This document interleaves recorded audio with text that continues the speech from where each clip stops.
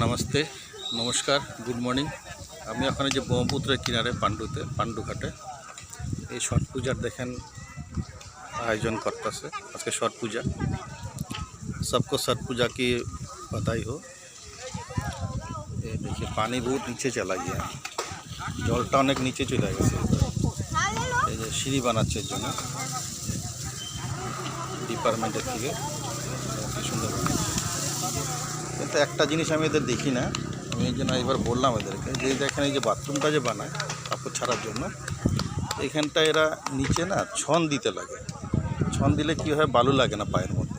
তার জন্য আমি বললাম এদেরকে, কারণ আমি তো আসতে পারি না সবসময়, এবার আসছি তো বললাম যে ও বালু দিয়ে দিবে, বালুটা লাগবে না, ছন দিয়ে দিবে। আর ছনটা পাওয়া যাবে ইলেকট্রিক, আপনি যে মৌসম্বি বিক্রি করেন না, মৌসম্বির দোকানগুলো ওইখানটা পাওয়া যায়, বস্তা বস্তা মৌসম্বি আসে তো পাওয়া যায়। ধন্যবাদ।